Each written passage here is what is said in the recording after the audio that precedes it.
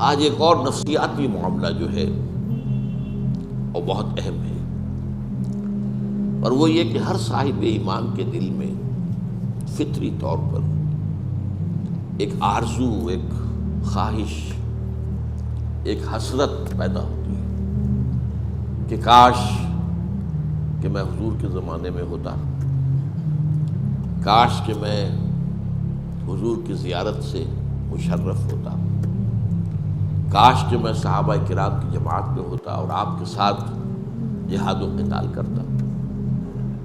میں سمجھتا ہوں کہ کسی صاحب ایمان کا سینہ اس آرزو سے خالی نہیں ہونا چاہیے۔ اگر خالی ہے تو اس کا مطلب یہ ہے کہ پھر اس کے دل میں وہ قدر و قیمت نہیں ہے حضور کی صحبت کی، حضور کی معیت کی، حضور کے ساتھ جن لوگوں نے مل کر جہاد و قتال کیا۔ لیکن یہ کہ میں اس سلسلے میں پہلے تو ایک وارننگ، ایک تنبیہ دینا چاہتا ہوں کہ ہمیں یہ سوچنا چاہیے کہ ہم کچھ نہیں کہہ سکتے کہ ہم اس دور میں ہوتے تو کہاں کھڑے ہوتے۔ کیا پتہ آج کا فسق و فجور تو فسق و فجور ہی ہے، اس وقت ہم ہوتے تو ہمارا فسق و فجور کفر کی شکل اختیار کرتے۔ آج بھی کتنے ہی مسلمان ہیں جو داعیان حق کی مخالفت کرتے ہیں اپنے تعصب کی وجہ سے، اپنے تحزب کی وجہ سے، اپنے تکبر کی وجہ سے۔ اگر وہ اس وقت ہوتے تو ابو جہل اور ابو لہب کے صف میں کھڑے ہوتے۔ تو سوچنے کی بات ہے۔ آج ہو سکتا ہے کہ ہم میں سے بہت سو کے دلوں میں نفاق ہو، لیکن اس وقت ہوتے تو نفاق کا پردہ چاک ہو جاتا اور ہم ننگے کر دیے گئے ہوتے۔ اس وقت تو یہ ہے کہ اس پر پردہ پڑا ہوا، اس لیے کہ ظاہر بات ہے کہ حضور کے بعد کسی شخص کو یہ حق نہیں ہے کہ کسی بھی شخص کو منافق قرار دے سکے۔ یہ معاملہ حضور کا خاص تھا، تو بڑے رسک ہیں۔ ایک بڑا پیارا شعر ہے فارسی کا کہ تمام جو علم ہے اس کا جو خلاصہ ہے وہ کیا ہے کہ دانی من کیم در یوم دی، جان جملہ علم ہائی نستوئی۔ ہر تمام علوم کی جان یہ ہے کہ بیدانی من کیم در یوم دی، کہ تجھے یہ معلوم ہو جائے کہ قیامت کے دن میں کہاں کھڑا ہوں گا۔ اصحاب الشمال میں ہوں گا، اصحاب الیمین میں ہوں گا، کیا کوئی امکان مقربین میں شامل ہونے کا بھی ہے، کچھ پتہ نہیں۔ لیکن یہ کہ انسان کا دل اس کو بتا دیتا ہے۔ بل الانسان علی نفسہ بصیرہ ولو القی معاذیرہ۔ انسان کا دل اسے بتا دیتا ہے کہ میں کہاں کھڑا ہوں، لیکن بہرحال ہم کسی پر کوئی حکم نہیں لگا سکتے۔ تو پہلی تو یہ تنبیہ کہ یہ چیز جہاں اس کا وہ مثبت پہلو ہے، ہماری محبت کا تقاضا اور حضور کے شرف صحبت کا قدر و قیمت کا اندازہ، تو وہ ٹھیک ہے اپنی جگہ پر، لیکن ساتھ ہی اس کے ساتھ یہ وارننگ بھی رہنی چاہیے کہ ہم یہ سوچیں کہ ہم اس وقت ہوتے تو کہاں کھڑے ہوتے، کس صف میں ہوتے۔ بہرحال ایک دوسری اس کے ساتھ جو بشارت ہے، جس کے لیے میں نے آج خاص طور پر جو بشارت کا موضوع ہے وہ ہے میرا موضوع۔ میں نے صرف یہ کہ تمہیداً وہ تنبیہ بھی آپ کے سامنے رکھ دی ہے۔ اس بشارت کے اعتبار سے میں نے سب سے پہلے تو آپ کو سنائی ہے آیات سورہ واقعہ کی، نقشہ کھینچا گیا ہے، اور وہ جو ابھی میں نے آپ کو شعر سنایا کہ جان جملہ علم ہائی نستوئیں، کہ بیدانی من کیم در یوم دین، یہ گویا کہ اس کی قرآن مجید کی طرف سے تشریح ہو رہی ہے۔ اذا وقعت الواقعہ، جب ہو پڑے گی وہ ہو پڑنے والی، یعنی قیامت، لیس لوقعتہا کاذبہ، اس کے وقوع پذیر ہونے میں نہ ابھی کوئی شک اور جھوٹ ہے، نہ اس وقت کوئی شک اور جھوٹ رہے گا، اس وقت تو کھل جائے گی بات، کون انکار کرے گا پھر، ابھی تو انکار کرنے والے ہیں۔ خافضۃ الرافعہ، اور وہ جو ہوگی وہ کچھ پست کرنے والی بھی ہوگی، اٹھانے والی بھی ہوگی۔ کچھ لوگوں کو پستی میں دھکیل دے گی وہ قیامت، اور کچھ لوگوں کو بلندیوں پر فائز کر دے گی۔ کچھ ہوں گے ظاہر بات ہے انبیاء، رسل، صدیقین، شہداء، صالحین، وہ رافعہ ہوگی قیامت ان کے لیے، ان کے درجات کو، بلندی کو ظاہر کرنے والی ہوگی، ان کا مقام و مرتبہ اس وقت منکشف ہو جائے گا۔ اور خافضہ فساق و فجار، کفار، منافقین، مشرکین کو گرا دینے والی ہوگی۔ اب اس کے بارے میں فرمایا اذا رجت الارض رجا، جس دن زمین کپ کپا دی جائے گی جیسے کہ کپ کپایا جاتا ہے، وبست الجبال بسا، اور پہاڑ ریزہ ریزہ کر دیے جائیں گے توڑ پھوڑ کر، فکانت ہباء منبثا، اور وہ ہو جائیں گے غبار، منتشر غبار، پھیلا ہوا غبار، یہ پہاڑ، یہ چٹانیں غبار کی صورت ہو جائیں گی۔ وَكُنْتُمْ أَزْوَاجًا ثَلَاثًا، اور تم 3 گروہوں میں تقسیم ہو جاؤ گے۔ یہ ہے اصل جس کے لیے کہ میں نے یہ آیات آج پڑھی۔ وہ ازواج ثلاثہ کیا ہے؟ فَأَصْحَابُ الْمَيْمَنَةِ مَا أَصْحَابُ الْمَيْمَنَةِ، تو ایک تو ہوں گے داہنے والے یا برکتوں والے، یمن کے معنی برکت بھی ہے، برکت یہ دایاں ہاتھ جو ہے یمین اس حوالے سے کہتے ہیں، اچھے کاموں کے لیے اس کو وقف کرتا ہے۔ تو وہ کچھ تو ہوں گے داہنے والے، اور کیا شان ہوگی ان کی داہنے والوں کی۔ وَأَصْحَابُ الْمَشْأَمَةِ مَا أَصْحَابُ الْمَشْأَمَةِ، اور کچھ ہوں گے بدبختی والے، اور کیا برا حال ہوگا ان بدبختی والوں کا۔ وَالسَّابِقُونَ السَّابِقُونَ، اور ہوں گے سبقت کر لے جانے والے، آگے بڑھ جانے والے، جو کہ یقیناً آگے بڑھ جانے والے ہوں گے۔ اولئک المقربون، وہ ہوں گے مقربین بارگاہ رب، فی جنات النعیم، وہ نعمتوں والی جنتوں میں ہوں گے۔ ثلۃ من الاولین وقلیل من الآخرین، وہ پہلوں میں سے تو بڑی کثیر تعداد میں ہوں گے، پچھلوں میں کم تعداد میں ہوں گے۔ اس کے بعد لمبی بات ہے، اصحاب المیمنہ کے بارے میں فرمایا گیا، اصحاب الیمین بھی انہیں کہا گیا آگے چل کر۔ ثلۃ من الاولین وثلۃ من الآخرین، وہ جو دوسرے درجے کے لوگ ہوں گے وہ پہلوں میں بھی کثیر ہوں گے، بعد والوں میں بھی کثیر ہوں گے۔ یہی بات سورہ رحمان میں ایک اور انداز میں آئی ہے، اور اکثر لوگوں نے اسے اس انداز میں سمجھا نہیں، ترتیب مختلف ہے۔ اس سورہ مبارکہ کے اور سورہ رحمان کے مضامین کی ترتیب کے بارے میں نے جب درس دیا ان سورتوں کا تفصیلی، تو میں نے بیان کیا ہے کہ ان کی ترتیب ایک مرر امیج کی طرح ہے، مرر امیج۔ آپ جب کھڑے ہوں گے آئینے کے سامنے، آپ کا بایاں ہاتھ وہاں دایاں نظر آ رہا ہوگا، اور دانا وہاں بایاں نظر آئے گا۔ اس کو مرر امیج کہتے ہیں۔ آج کل مکان بنائے جاتے ہیں ڈپلیکس، 2 مکان ہیں بالکل ایک جیسے، دونوں کو سروں کے اوپر گیراج، پھر یہ کہ دونوں کے کچھ برآمدے، پھر دونوں کے ڈرائنگ روم، وہ آپس میں جڑے ہوئے۔ تو یہ مرر امیج ہے۔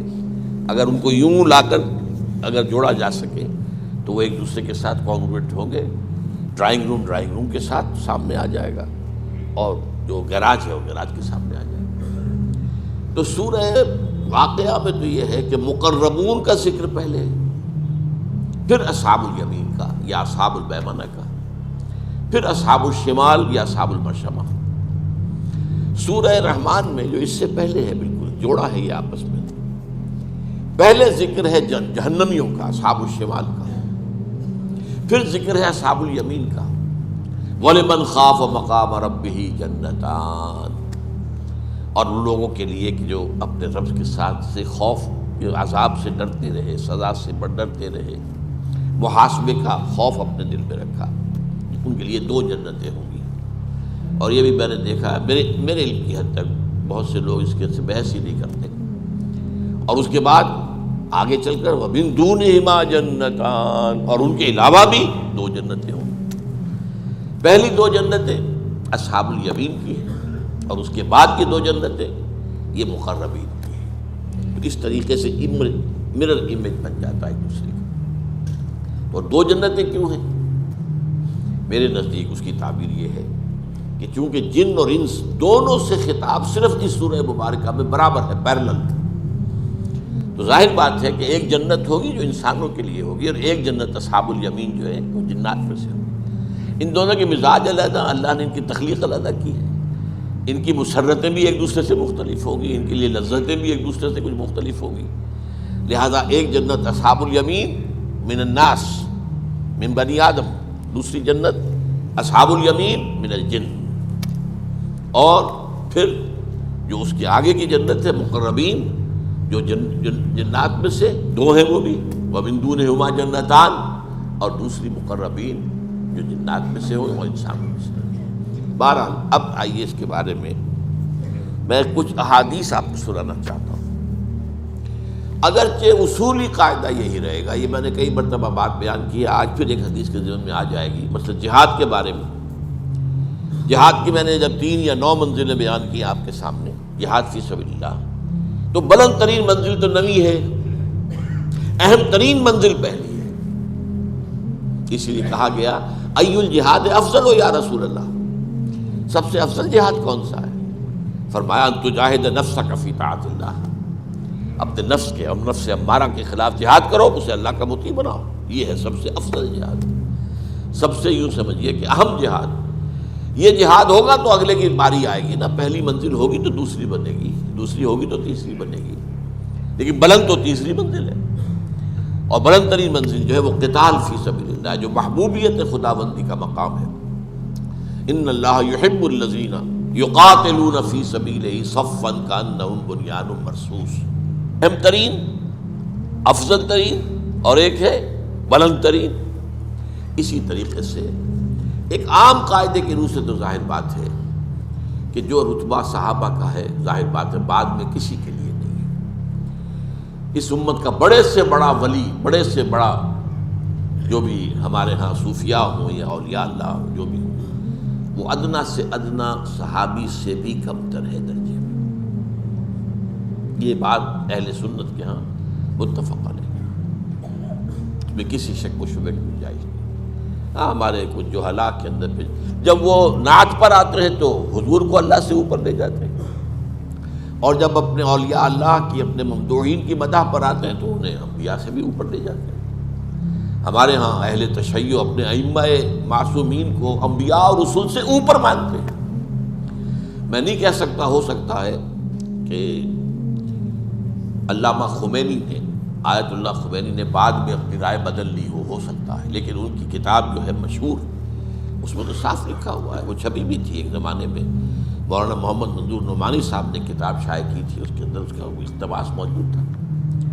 جو مقام اور مرتبہ ہمارے ائمہ معصومین کا ہے، اس تک نہ ملائکۃ المقربین میں سے کسی کی رسائی ہے، نہ انبیاء مرسلین میں سے کسی کی رسائی ہے۔ یہ تو جہالت ہے، خالص جہالت ہے۔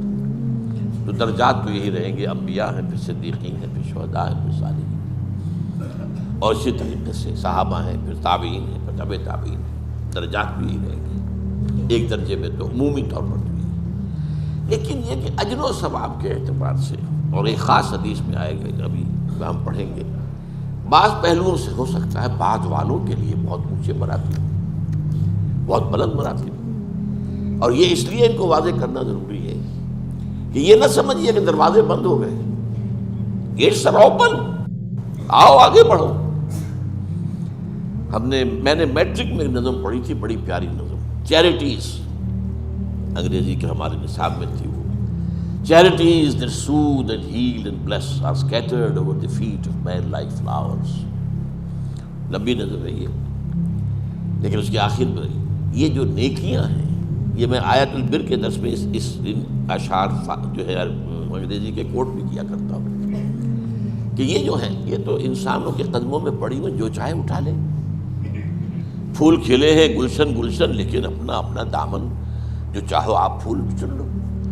No mystery is here, no special moon for the high and not for the low. The smoke ascends as high from the heart of a humble cottage as from that of a haughty palace۔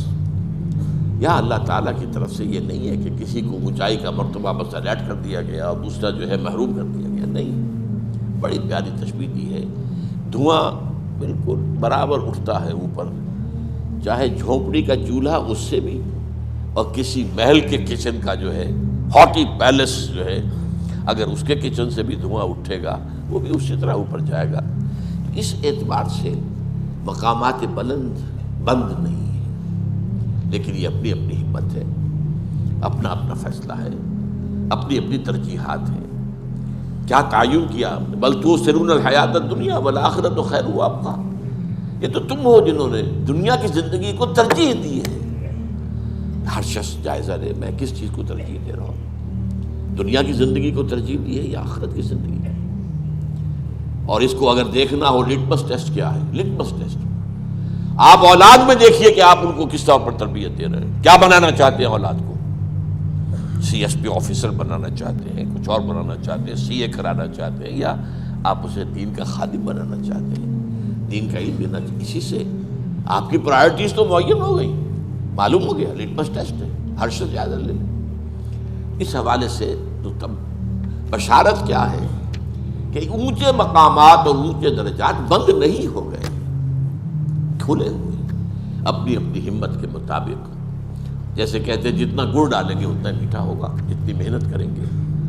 بقدر القد تکتسب المعالی، کوشش اور محنت کے ذریعے ہی بلند مقامات حاصل ہوتے۔ حضرت علی رضی اللہ تعالیٰ عنہ کی اشعار میں بقدر القد تکتسب المعالی ومن طلب العلا سہر اللیالی، اور جو کوئی بلند مقام حاصل کرنا چاہتا ہے اسے راتیں جاگ کر گزارنی پڑتی ہے۔ سی ایس پی کرنی ہے تو پھر اس کے لیے بھی محنت، اور راتوں کو جاگیں گے، burning mid night oil lamp جو ہے وہ آپ کریں گے کہ نہیں کریں گے؟ تو ہم طلب العلا سہر اللیالی، راتوں کو جاگ کر محنت۔ ومن طلب العلا من غیر قد، اور جو چاہے گا کہ اسے بغیر محنت اور مشقت کے بلند مقام حاصل ہو جائے، اضاع العمر فی طلب المحال، اس نے اپنی عمر کو ضائع کر لیا ایک ایسی چیز کے حصول کی کوشش میں جو ممکن ہی نہیں ہے، بغیر محنت کے ممکن ہی نہیں۔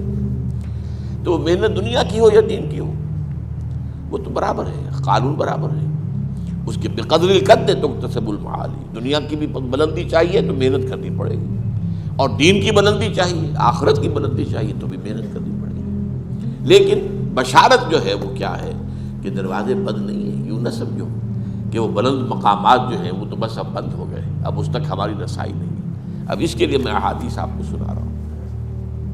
عن ابی ہریرہ رضی اللہ تعالی عنہ ان رسول اللہ صلی اللہ علیہ وسلم قال ان من اشد امتی بی حبا ناس یکونون بعدی یود احدهم لو رعانی باہلہ ومالہ، رواہ مسلم۔ حضرت ابو ہریرہ راوی ہیں، اور اس کو امام مسلم نے روایت کیا اپنی صحیح میں کہ حضور نے فرمایا مجھے اپنی امت میں سے محبوب ترین لوگ وہ ہیں جو میرے بعد آئیں گے،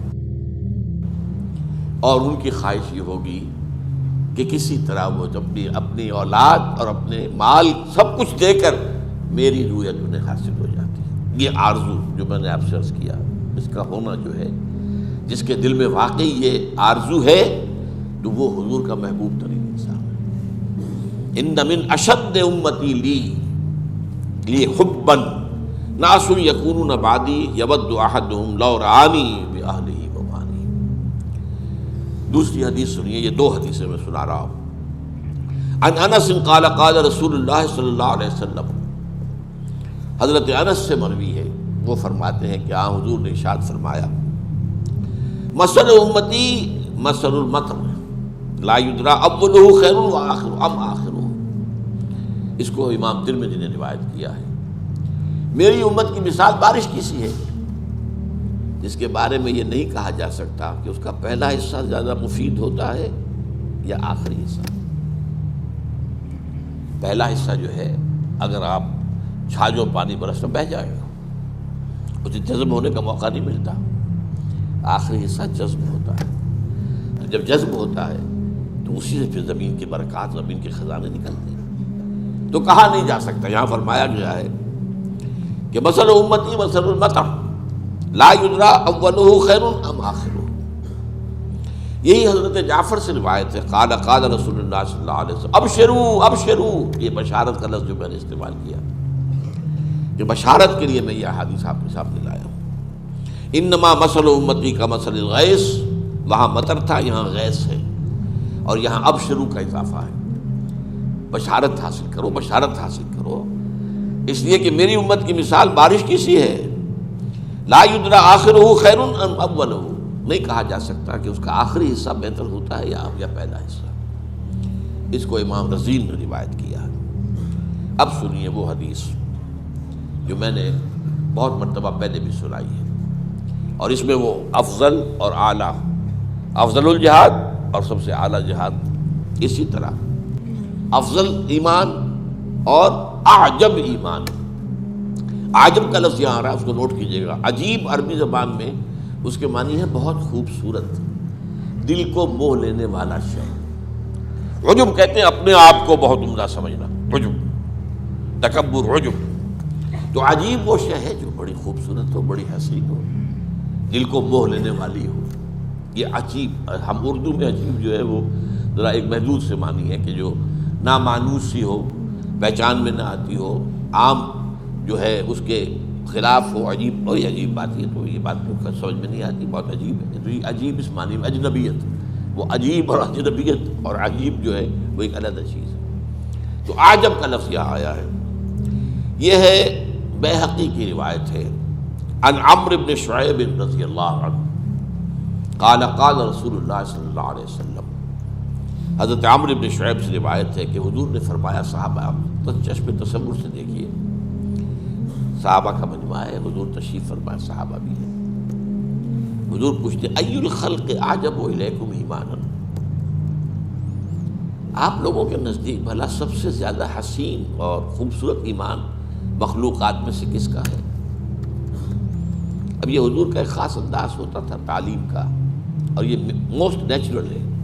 پہلے سوال کرو جس سے جو بھی آپ کے سامعین ہیں، آپ کے متعلمین ہیں، آپ کے شاگرد ہیں، آپ کے زیر تربیت ہیں، ان کے ذہن جاگیں، پہلے وہ خود کوشش کریں، سوچیں، اس کا جواب تب معلوم کر لیں۔ پھر جب اس ایکسرسائز کے بعد اصل بات سامنے آئے گی، تب اس کی حقیقت اور عظمت کھلے گی، اور پھر وہ ذہن نشین ہو جائے گی۔ تو فرمایا آپ نے ای الخلق اعجب الیکم ایمانا، آپ بتائیے آپ کے نزدیک، حضور نے فرمایا کہ تمام مخلوقات میں سب سے حسین، سب سے عجیب، سب سے دل ربا، دل آویز ایمان کس کا ہے؟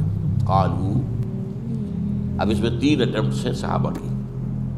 قالو الملائکہ، ملائکہ کا ایمان، ظاہر بات ہے ملائکہ کا ایمان، وہ تو ایمان بالشہادہ ہے، جو ہمارے لیے ایمان بالغیب ہے، ان کے لیے تو ایمان بالشہادہ ہے، سب چیزوں کی نگاہوں کے سامنے۔ حضور نے ریجیکٹ کر دیا، وَمَا لَهُمْ لَا يُؤْمِنُونَ وَهُمْ عِندَ رَبِّهِمْ، وہ کیسے ایمان نہ لائیں جبکہ ان کو تو اپنے رب کے سامنے ہے؟ کون سا تیر مارا انہوں نے جو ایمان لائے؟ ان کے لیے تو کوئی ایمان جو ہے وہ کوئی اونچے درجے کا شاید نہیں ہے، ان کے لیے کوئی قسم نہیں ہے، اس میں کوئی مقام نہیں، وہ عند ربہم، بس رب کے پاس۔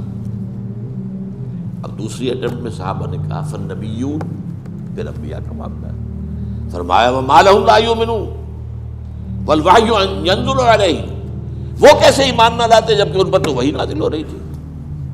اب یہاں بھی آپ نے گویا کہ اس کو بھی ریجیکٹ کر دیا کہ نہیں، یہ بھی نہیں، عجب نہیں ہے ایمان، افضل ہوگا، افضل ہے، لیکن یہ کہ سب سے پہلے تو ایمان لانے والے خود حضور ہیں، آمن الرسول بما انزل الیہ من ربہ والمؤمنون انا اول المؤمنین۔ لیکن یہ ہے کہ وہ افضلیت اور ہے یا اعجبیت اور ہے، جو سب سے زیادہ عجیب اور وسیع اور دلربا اور خوبصورت ہے۔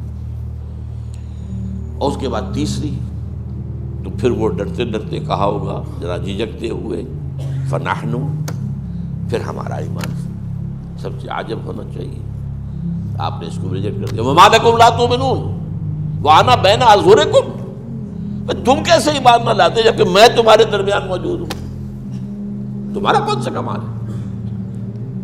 اب یہ 3 اٹمپٹس کو ریجیکٹ کرنے کے بعد حضور فرماتے ہیں فقال رسول اللہ صلی اللہ علیہ وسلم، اب آپ نے فرمایا ان اعجب الخلق الی ایمانا لقوم یکونون من بعدی یجدون صحفا فیہا کتاب اللہ فَيُؤْمِنُونَ بِمَا فِيهَا، میرے نزدیک جو حسین ترین ایمان ان لوگوں کا ہوگا جو میرے بعد آئیں گے، وہ مجھے نہیں دیکھیں گے، میری صحبت سے فیض یاب نہیں ہوں گے، انہیں تو کچھ صحیفے اوراق ملیں گے جن میں کتاب اللہ لکھی ہو، اور وہ اس پر ایمان لائیں گے۔ اب یہ ہے آج اب ایمان کا دروازہ تو کھلا ہوا ہے۔ افضل ایمان وہ تو ظاہر بات ہے سب سے افضل انبیاء کا، پھر صحابہ کا، وہ علیہ بات ہے، لیکن آج اب ایمان کا دروازہ تو بند ہے۔ اب یہ ہم نے بند کر لیا ہو تو یہ ہم مجرم ہیں۔ کون قرآن کو پڑھتا ہے؟ کون اس کے لیے عربی زبان سیکھے گا؟ یجدون صحفا فیہ کتاب اللہ ہے فیؤمنون بما فیہا، جنہیں صحیفے ملیں گے، اوراق ملیں گے، کتابیں ملیں گی، اس میں اللہ کی کتاب درج ہوگی، مصحف ملیں گے، وہ جو کچھ اس میں ہے اس پر ایمان لائیں گے۔ تو یہ دروازہ تو کھلا ہے آج اب ایمان کا۔ جیسے پھر عرض کیا، اب یہ ہم نے خود ہی، تو ہی ناداں چند کلیوں پر قناعت کر گیا، ورنہ گلشن میں علاج تنگی دامہ بھی ہے، پھول تو کھلے ہیں گلشن گلشن، لیکن اپنا اپنا دامن اگر آپ اس کے لیے محنت نہیں کرتے، اس کے لیے کوشش نہیں کرتے، اس کے لیے جد و جہد نہیں کرتے تو ظاہر بات ہے محروم ہے۔ لیکن دروازے بند نہیں ہیں، وہ اعلیٰ مراتب ہیں ان کے دروازے بند نہیں ہیں، دی ڈورز آر ناٹ کلوزڈ، دروازے کھلے ہوئے۔ اگرچہ یہ ہے کہ سلۃ من الاولین وسلۃ من الآخرین، وہ اصحاب الیمین ہے، سلۃ من الاولین وقلیل من الآخرین وہ مقربین کے اندر، وہ ہے افضلیت کے اعتبار سے معاملہ، لیکن ابھی آگے آ جائے گا اجر کے اعتبار سے معاملہ کچھ اور ہے۔ وعن عبد الرحمن بن علاء الحضرمی رضی اللہ تعالی عنہ قال حدثني من سمع النبي صلی اللہ علیہ وسلم یقول، عبد الرحمن بن علاء الحضرمی کہتے ہیں کہ میں نے سنا ان لوگوں سے جنہوں نے یہ اللہ کے رسول سے سنا۔ آپ کو معلوم ہے نا کہ صحابہ میں سے بھی فرق ہو جاتا ہے، ایک تو یہ کہ کسی صحابی نے بات براہ راست حضور سے سنی ہو، اور کسی نے وہ کسی صحابی سے سنی ہو۔ اب ظاہر بات ہے حدیث جبرائیل جس پر ہم نے کئی ہمیں جس پر تو جو لوگ اس مجمع میں موجود تھے وہ تو وہ ہے کہ جنہوں نے وہ سارا واقعہ اپنی آنکھوں سے دیکھا، لیکن سارے صحابہ تو نہیں تھے اس وقت مجمع میں، تو بہت سے لوگوں کو ان صحابہ کے ذریعے سے وہ بات پہنچی کہ جو اس مجمع میں موجود تھے۔ تو سمع حدثنی من سمع النبی صلی اللہ علیہ وسلم یقول، مجھے بتایا ہے یہ انہوں نے جنہوں نے خود سنا ہے اللہ کے رسول صلی اللہ علیہ وسلم کو فرماتے ہوئے، انہ سیکون فی الآخر ھذہ الامۃ قوم، میری اس امت کے آخری حصے میں ایک ایسے لوگ بھی ہوں گے، لہم مثل اجر اولہم، جن کے لیے اجر ہوگا ان کے پہلوں کے مانند۔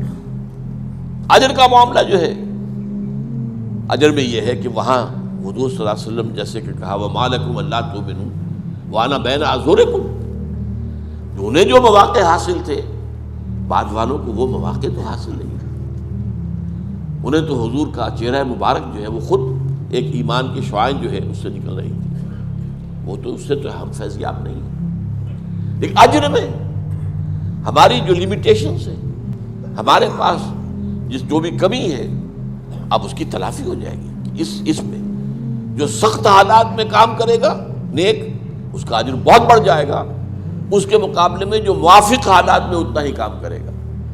کام کی نیکی کی مقدار ایک ہے، لیکن ایک ایسے ماحول میں کی گئی ہے جو موافق ماحول ہے، اس میں اس کا اجر کم ہو جائے گا، اس لیے کہ اس میں تو ماحول کا حصہ بھی شامل ہو گیا نا۔ اور ایک وہی نیکی اسی درجے کی ایسے ماحول میں کی جائے جو مخالف ماحول ہے، غیر موافق ہے، تو اس کا درجہ جو ہے یقیناً اس کا وزن جو ہے اللہ کی میزان میں بہت زیادہ ہو جائے گا۔ اب یہ ناموافق ترین حالات ہیں جو ہمیں میسر ہیں، ناموافق ترین حالات۔ دجالیت جو ہے پوری دنیا میں چھا چکی ہے، میں تقریریں کر چکا ہوں اس پر کہ اس کے دو ردے، دو پردے، وہ تو دو غلاف تو پوری دنیا پر آ چکے ہیں، تیسرا اب آ رہا ہے، ویسے مغرب میں آ چکا، لیکن یہ کہ عالم اسلام میں پورے زور شور کے ساتھ اب اسے لایا جا رہا ہے۔ یہ آخری میں نے اس پر تقریر کی تھی، دجالیت کا آخری حملہ۔ پہلا حملہ کیا تھا؟ سیاسی نظام میں سے اللہ کو نکال کے باہر کر دو، نتھنگ ڈوئنگ. ریاست اور سیاست اور ملک اور قانون کا کوئی تعلق کسی آسمانی ہدایت سے نہیں ہے. We are sovereign ourselves. We shall legislate as we like. یہ کیا ہے؟ شریعت محمدی یہ کہتی ہے، شریعت موسوی یہ کہتی ہے keep them with you in your homes. پڑھو جا کے، تلاوت کر لو اور ثواب حاصل کر لو. nothing doing. اور دوسرا پردہ معیشت کا نظام، سود اور جوئے. پوری اسٹاک ایکسچینج جوئے کا سب سے بڑا مرکز، اور سود اور بینکنگ جو ہے، ای بنوک ای فکر چالاک یہود، نور حق السینہ آدم ربود. یہ بینکوں کا نظام جو عیار ذہن جو ہے یہودیوں کا، اس کی پیداوار ہے. یہ یہودیوں کی ایجاد ہے بینکنگ کا نظام، اور زیادہ پرانا نہیں ہے، کوئی 300 برس پرانا ہے. ای بنوک ای فکر چالاک یہود، نور حق السینہ آدم ربود. اللہ نے جو روح کی شکل میں نور ہمارے اندر پھونکا تھا، اس کو نکل باہر کیا.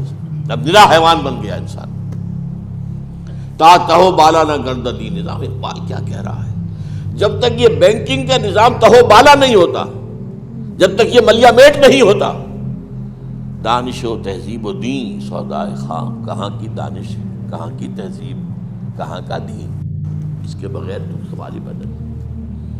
تیسرا جو چادر چڑھ رہی ہے، مغرب پر چڑھ چکی، بے حیائی، بے شرمی، عریانی، فحاشی، زنا، ہومو سیکشولیٹی، یہاں تک کہ ہومو سیکشل میریجز. شرم حیا کا پردہ ختم. یہ ابھی کچھ عالم اسلام میں ہے. Institution of family finished, destroyed.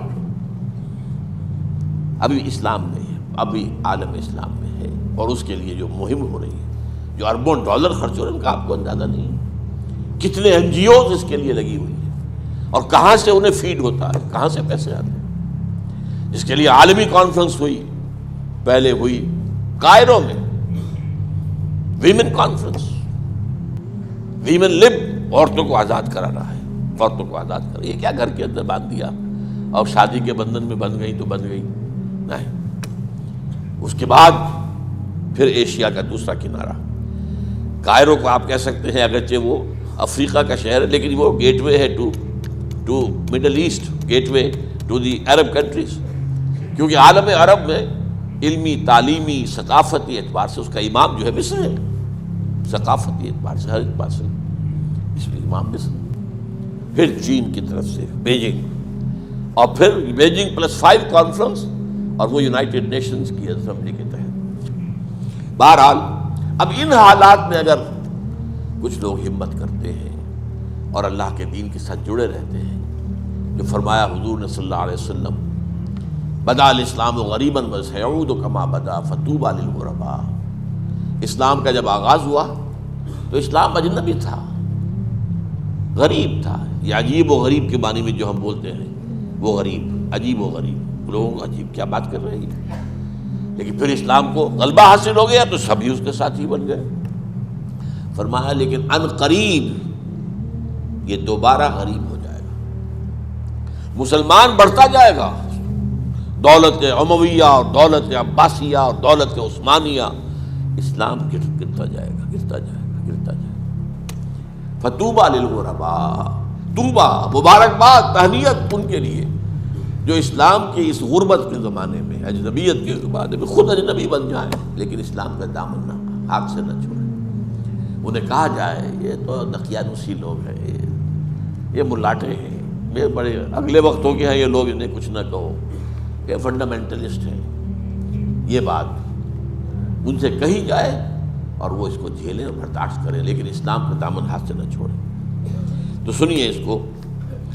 حضور نے فرمایا انہو سیکون فی آخر ھذہ الامۃ قوم لہم مثل اجر اولہم.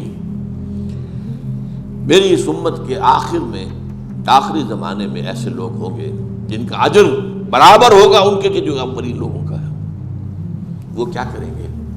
یامرون بالمعروف وینہون عن المنکر ویقاتلون اہل الفتن. وہ نیکیوں کا حکم دیں گے، بدی سے روکیں گے، اور فتنہ پرداز لوگوں سے جنگ کریں گے۔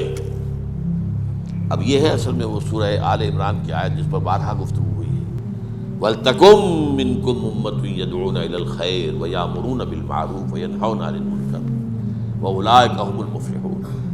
جب عمومی طور پر امت خابیدہ ہو جائے گی، سو جائے گی، فسق و فجور میں مبتلا ہو جائے گی، شریعت سے بے پرواہ ہو جائے گی، اس وقت کچھ لوگ اٹھیں، ایک امت میں چھوٹی امت بنائیں، امہ ود ان امہ، جیسے آپ کہتے ہیں state with in state, party with in party. Congress میں ایک چھوٹی پارٹی بنی تھی جو فارورڈ بلاک کہلاتا تھا، اسی طریقے سے اب آپ اور دوسری جماعتوں میں فارورڈ بلاک بن رہے تو ہوتے اسی پارٹی میں، لیکن اپنا بلاک علیحدہ بنایا۔ تو اس امت میں چھوٹی امت ایک ہوگی، ہونی چاہیے، جو نیکی کا حکم دے، بدی سے روکے اور خیر کی دعوت دے۔ یہاں جو ہے تیسری چیز، یقاتلون اہل الفتن، وہ فتنہ پیدا کرنے والوں کے خلاف جد و جہد کریں، کوشش کریں، اور اگر ضرورت ہو اور وقت ہو اور اس کے لیے مناسب ماحول ہو، جنگ کریں ان سے، فتنہ پرداز لوگوں سے۔ میں نے آپ کو بتایا کہ یہ بھی بیہقی کی روایت ہے۔ اس کے بعد کی حدیث سنیے، وعن ابی ہریرہ رضی اللہ تعالی عنہ ان رسول اللہ صلی اللہ علیہ وسلم قال، حضرت ابو ہریرہ سے مروی ہے روایت کہ حضور نے فرمایا، طوبیٰ لمن رعانی، وہی طوبیٰ، فطوبیٰ للغرباء، ابھی جو حدیث میں نے آپ کو سنائی تھی، طوبیٰ تہنیت ہو، مبارکباد ہو ان کو جو اسلام کی اس اجنبیت کے دور میں خود اجنبی بن جائیں لیکن اسلام سے جڑے رہیں، چمٹے رہیں، ان کے لیے یہاں فرمایا طوبیٰ لمن رعانی، مبارکباد، تہنیت جنہوں نے مجھے دیکھا ان کے لیے ہے۔ وطوبیٰ 7 مرات لمن لم یرانی وآمن بی، اور 7 مرتبہ تہنیت ہے اس کے لیے جس نے مجھے دیکھا نہیں لیکن مجھ پر ایمان لایا۔ اب آپ دیکھیے شرف صحابیت سے 7 گنا زیادہ، طوبیٰ لمن رعانی وطوبیٰ 7 مرات لمن لم یرانی وآمن بی، مبارکباد، تہنیت ان کے لیے جنہوں نے مجھے دیکھا، اور یہاں گویا کہ اس میں 7 محذوف ہے، مجھ پر ایمان لائے صحابہ کرام، لیکن 7 مرتبہ مبارکباد ہے ان کو جنہوں نے مجھے دیکھا نہیں لیکن ان پر ایمان لائے۔ اللہم ربنا اجعلنا منہم۔ آخری حدیث اس سلسلے کی ہے، ایک لمبا واقعہ ہے یہ، مسند احمد میں بھی ہے، اور یہ بھی جو ہے ابی ہریرہ کی روایت ابھی میں نے سنائی، یہ بھی مسند احمد کی تھی۔ طوبیٰ لمن رعانی وطوبیٰ 7 مرات لمن لم یرانی وآمن بی۔ اور یہ حدیث جو ہے احمد اور دارمی کی ہے، مسند احمد اور سنن دارمی، اور اس میں واقعہ لمبا بیان ہوا ہے، بیٹھے ہوئے صحابہ حضور بھی ہے۔ حضرت ابو عبیدہ بن الجراح یہ سوال کرتے ہیں حضور سے، یہ معلوم ہے کون ہے؟ جن کو حضور نے فرمایا امین وہذہ الامہ، میری اس امت کے امین ترین انسان جو ہے وہ یہ ابو عبیدہ بن الجراح ہے۔ اور حضرت عمر نے بڑی حسرت سے کہا تھا اگر آج ابو عبیدہ زندہ ہوتے تو میں انہیں نامزد کر دیتا، جب وہ یعنی اس میں تھے، مجروح ہو چکے تھے، زخمی تھے، موت کا وقت تھا، کہ اگر وہ زندہ ہوتے تو میں انہیں خلیفہ نامزد کر دیتا۔ اب جو باقی میرے سامنے ہیں میں ان میں سے کوئی فیصلہ نہیں کر پا رہا۔ وہ یہ کہتے ہیں کہ میں نے سوال کیا حضور، یا رسول اللہ، اے اللہ کے رسول، احد خیر منا، کیا کوئی ہم میں سے بھی بہتر ہو سکتا ہے، ہم سے بھی بہتر ہو سکتا ہے؟ اسلمنا وجاہدنا معک، ہم اسلام لائے آپ کے ساتھ اور جہاد کیا ہم نے آپ کے ساتھ مل کر، تو کیا ہم سے بھی بہتر کوئی ہو سکتا ہے؟ فقال رسول اللہ صلی اللہ علیہ وسلم نعم، ہاں، قوم یکونون من بعدی، من بعدکم، وہ قوم، وہ لوگ جو تمہارے بعد آئے گی، یؤمنون بی ولم یرونی، جو مجھ پر ایمان لائیں گے حالانکہ مجھے دیکھا نہیں ہوگا۔ تو یہ گویا کہ صحابہ سے بھی احد خیر منا، ہم سے بہتر کوئی ہو سکتا ہے؟ یہ تمام چیزیں ذہن میں رکھیے اس وضاحت کے ساتھ کہ ایک ہے کسی چیز کا افضل ہونا، ایک ہے کسی چیز کا حسین تر ہونا، وہ درجہ اجر کے اندر بڑھ جانا، یہ اور بالکل دونوں چیزیں علیحدہ، گڑبڑ نہ کریں۔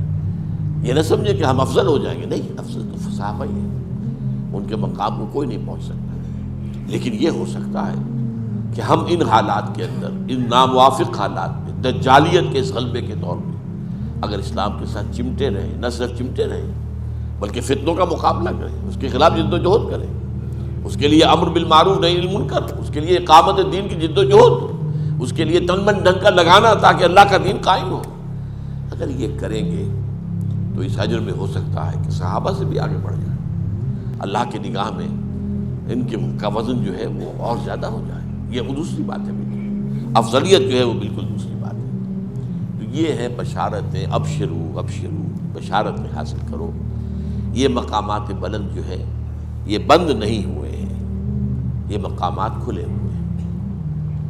Smoke ascends as high from the heart of a humble cottage as from that of a haughty palace۔ دھواں جو ہے برابر اوپر اٹھتا ہے، چاہے وہ ایک جھونپڑی والے کے چولہے سے اٹھ رہا ہو اور چاہے وہ کسی بڑے زبردست محل کے کچن سے اٹھ رہا ہو۔ تو نیکی کے لیے، اس کے لیے آگے سے آگے جانے کے دروازے کھلے ہوئے ہیں۔ اللہ تعالی ہمیں ان مواقع سے بھرپور طور پر فائدہ اٹھانے کی توفیق عطا فرمائے۔ بارک اللہ لی و لکم فی القرآن العظیم ونفعنی وإیاکم بالآیات والذکر